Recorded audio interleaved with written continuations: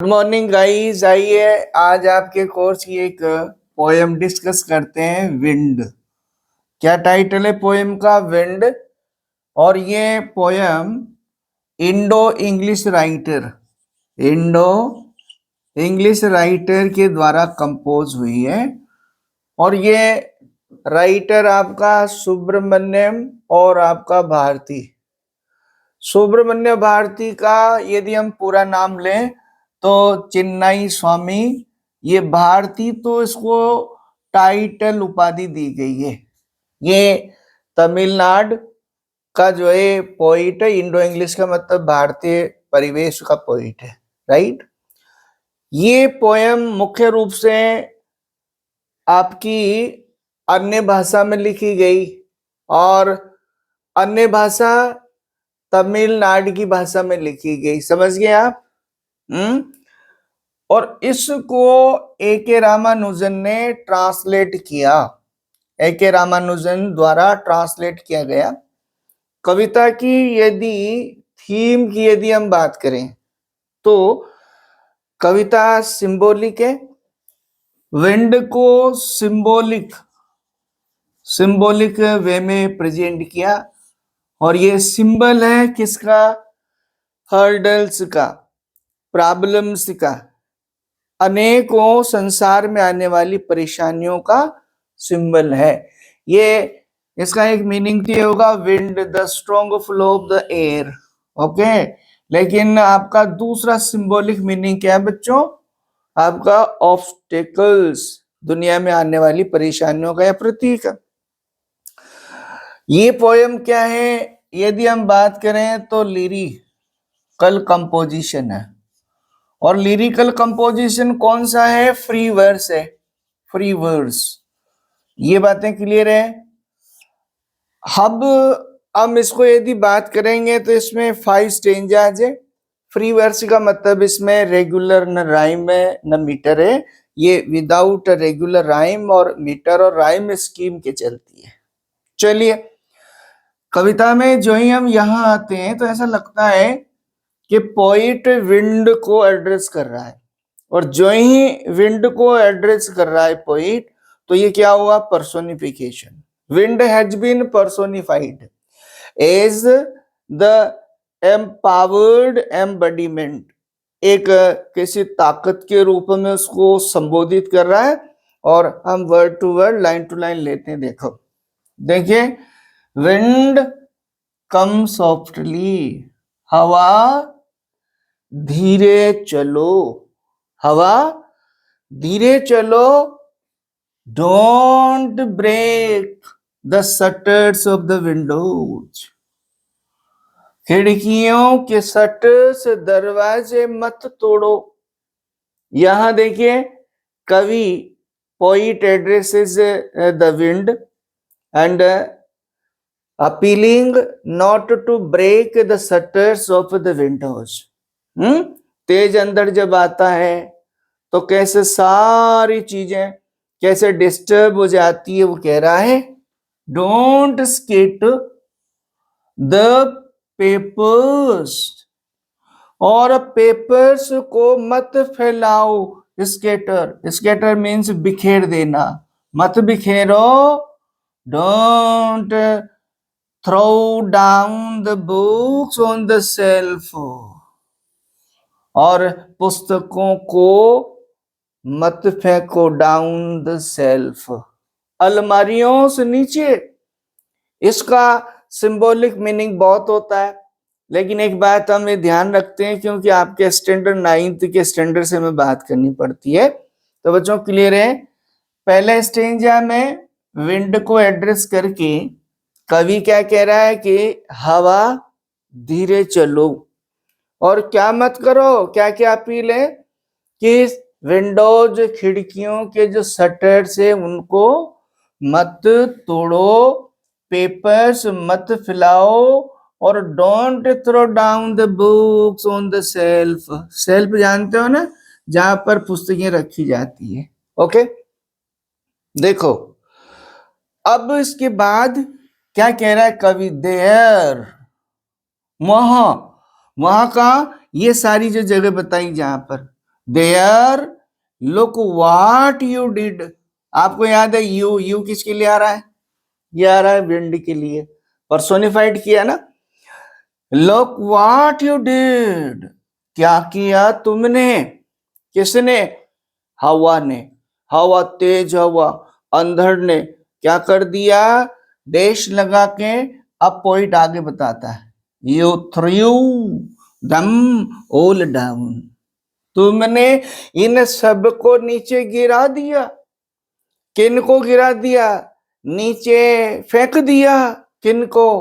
Shutters of Windows, आपका papers, books, इन सबको क्या किया तुमने? नीचे गिरा दिया। यू टोर, फाड़ दिया। The pages of the books, पुस्तकों के पन्ने तुमने क्या कर दिए? फाड़ दिए। यू ब्रोट रेन अगेन, और आपको याद है ना, हवा जो बहुत तेज चलती है आसमान में तो क्या करती है? इट इनवाइट्स द क्लाउड्स, बादलों को आमंत्रित करती है। तो तुम उन्हें बारिश का तुमने आमंत्रण कर दिया, बारिश को ले आई। यू आर वेरी क्लेवर, आप बार बार देखो यू का प्रयोग again and again, you you you. और यहां क्या प्रयोग हुआ? एनाफोरा, एनाफोरा, याद है ना, जब स्टेंजा के प्रारंभ में दो या दो से अधिक सेम वर्ड रिपीट हो तो anaphora. Okay, personification, anaphora, metaphor. तुम बड़ी चालाक हो और क्या करती हो? Poking fun. ये क्या है बच्चों? ये फ्रेज है। पोकिंग फन का मतलब क्या है? मजाक उड़ाना, उपहास करना। तुम ऑफ वीकलिंग, यहां एक वर्ड आया वीकलिंग्स, और वीकलिंग्स कौन है? वीकर ऑब्जेक्ट्स, और इसमें सब जैसे कमजोर लोग, कमजोर चीजें। तो तुम क्या करती हो? बड़ी चालाक हो, तुम उनका मजाक बनाती हो, उपहास करती हो। आपको लग रहा है ना, जब पोइट इस तरह से बात कर रहा है तो ऐसा लग रहा है conversational poem in the conversational style. Conversational style में है, और किसके बीच में कन्वर्सेशन है? विंड एंड पोइट, पोइट और विंड के बीच। देखो क्या कर रहा है? फ्रेल क्रम्बलिंग हाउसेस, देखो ध्यान से, फ्रेल का मतलब है कमजोर, वीक। क्रम्बलिंग, गिरते हुए हाउसेज, घर। जो कमजोर घर है वो क्या? क्रम्बलिंग, बिखरते हुए, टूटते हुए। फिर क्रम्बलिंग डोर्स, क्रम्बलिंग राफ्टर्स। ये वर्ड आपका राफ्टर्स क्या होता है? जैसे तमिलनाडु या इस तरह के कंट्री साइड में जो घर बनाए जाते हैं उसमें सपोर्ट के लिए जो बीम रखा जाता है, लट्ठा, जो सारे उसके छप्पर को सपोर्ट करता है, इन सबको क्या कर दिया तुमने? क्रम्बलिंग कर रही हो, तोड़ते हुए। किस किस को तोड़ते हैं? किस किस को बिखेरते हुए? Crumbling would. एक वुड यहाँ पर इसका मीनिंग हो सकता है आपका उपवन जंगल, जब अंदर चलता है ना तो। और एक किसी भी तरह से जो घरों में उपयोग की जाती लकड़ी, उन सब से मतलब है। क्रैम्बलिंग बडीज, और क्रैम्बलिंग बडीज किसके लिए बच्चों? पीपल के लिए, लोगों को। और क्रम्बलिंग लाइज, और जीवन को पूरा। आपको याद है जब अंदर आता है, हवा आती है तेज, तो क्या होता है? सारा जनजीवन तस नस हो जाता है। तुम सबको क्रम्बलिंग हार्ट्स। और एक और है, फिर इससे क्या होता है? लोगों के नुकसान से क्या होता है? दिल टूट जाते हैं। क्रम्बलिंग हार्ट से मतलब है होपलेस, क्या हो जाते हैं वो? होपलेस हो जाते हैं। क्या हो जाते हैं? वो डिप्राइव्ड हो जाते हैं। ओके, फिर आपका यहां डैश लगा। अब कैसे आगे? जब ये सब हुआ, the wind god winnows and crushes them all. आपका यहां पर विंड गॉड कौन है? विनोज। विनोज जानते हैं ना आप? आपकी जो टेक्स्ट बुक है, इस टेक्स्ट बुक में एक फोटो भी दे रखा है, दो महिलाओं के सिर पे ऐसे कुछ एक कंटेनर है और उससे ऐसे अनाज को ऐसे करते हुए, सूप से अनाज को अलग करते हुए। यहाँ विनोज कौन है? आपका विंड गॉड। और विंड गॉड क्या करता है? इन सब को अलग कर देता है, क्रशेस देम ऑल, इन सब को। क्रश का मतलब है destroy, means destructive role of the wind. यहां आप इस स्टेंजा में एक चीज बहुत खूबसूरत देखेंगे, इसमें क्रम्बलिंग क्रम्बलिंग क्रम्बलिंग कितनी बार रिपीट किया? 1 2 3 4 5 6 ओके 7 8, आपका इतनी बार आपका। इसमें आपको सीधा एक पर्पस तो ये हो गया कि एलिटेशन पर्पस है। क्या पर्पस है आपका? एलिट्रेशन, है ना? एलिट्रेशन पर्पस है। और नंबर 2 क्या पर्पस है बच्चों? एम्फेसाइज, एम्फेसाइजिंग वे में बोल रहा है। तो यहां क्या क्या कर दिया विंड ने? तुमने ये कर दिया, तुमने ये कर दिया, यहां तक तो हुआ। अब इन स्टेंजाज में कवि ने क्या करा? उसका जो डिस्ट्रक्टिव रोल है किसका? विंड का, उसको डिस्क्राइब किया। और आपको याद है विंड किसका सिंबल है? ऑब्स्टेकल्स का। विंड किसका? सरकमस्टांसेस का, ऑपोजिट सरकमस्टांसेस का। जो ऐसी परिस्थितियां, कठिनाइयां जीवन की, प्रॉब्लम्स जीवन की, उनका, तो वो क्या करती है? मनुष्यों को, समाज को तोड़ देती है, लोगों को निराश कर देती है, पूरी व्यवस्था को बिगाड़ देती है, राइट? अब यहां बड़ा पॉजिटिव वे में कवि बात कर रहा है, क्या? ही won't do what you tell thing। जो गॉड ऑफ विंड है ना, तू जो कहती हो नहीं करता है, सो मन मर्जी करता है, सो कम। इसलिए क्या हो रहा? सो कम। यहां पर क्या है?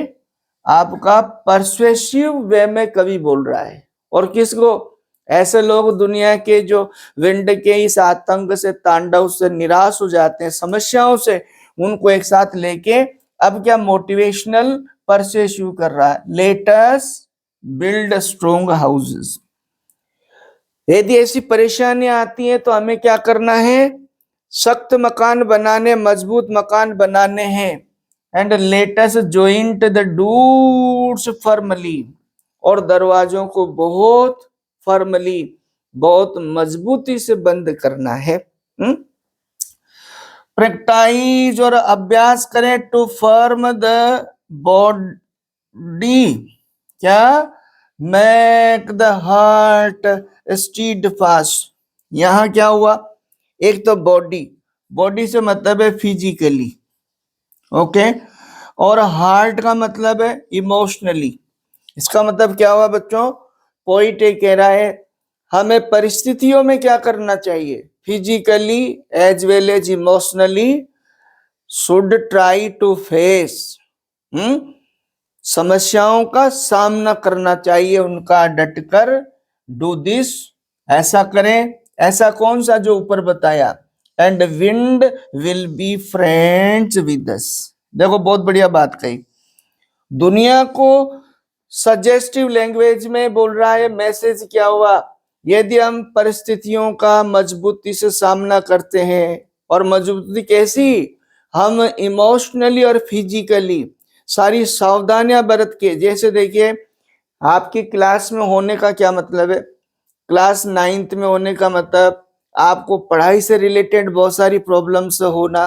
तो कवि क्या कह रहा है? That we should not lose our hearts in such circumstances, just having such obstacles, such having such problems। तो क्या करना चाहिए? we should face them firmly, strongly, physically and emotionally। we should be very optimistic। बड़े ही आशावादी होकर हमें काम करना चाहिए। अगला स्टेंजा देखो, the wind blows and weak fires. ये जो होती है ना, फायर का मतलब आग, आग का मतलब इस तरह की भावनाओं को क्या करती है, हवाएं चलती है, इसका रूप ये भी है, और उसको क्या करती है, कमजोर कर देती है। आगे जाकर इसका रूप दूसरा बताया। ही किसके लिए पर्सोनिफाइड किया जा रहा है, तो किसके लिए आ रहा है, याद है ना आपको, विंड के लिए। Makes strong fires roar and flourish. His friendship is good. We praise him every day. इस स्टेंजा में यहाँ पर देखिएगा, wind and god of wind both have been personified, और यहाँ इसमें कहा कि यदि हम परिस्थितियों से, फ्रेंडशिप से दोस्ताना करते हैं, फेस करते हैं, तो वो हमारे लिए क्या है, अच्छी है। परिस्थितियां क्या होती है, सब साइड हो जाती है। Ups and downs of the life with the cruel hands of the time come, but at the gradual feet they subsided. और फिर वो धीरे धीरे चले जाते हैं। तो आपको, आपके लेवल की बात करें तो यही है कि हमें आने वाली परेशानियों का डटकर सामना करना चाहिए, पूरी तैयारी के लिए साथ सामना करना चाहिए। यद्यपि कविता में तो बहुत सारी सोशल रिफॉर्मिंग, पॉलिटिकल, ये सारा और नेशनलिज्म की बातें हैं, लेकिन आपको केवल इतना सा वर्ड टू वर्ड और आपके लेवल का ध्यान रखते हुए हम इतनी सी बात करेंगे, और आपको समझ आया होगा। I hope it will be helpful to you. Meet you in next video. Till, thank you.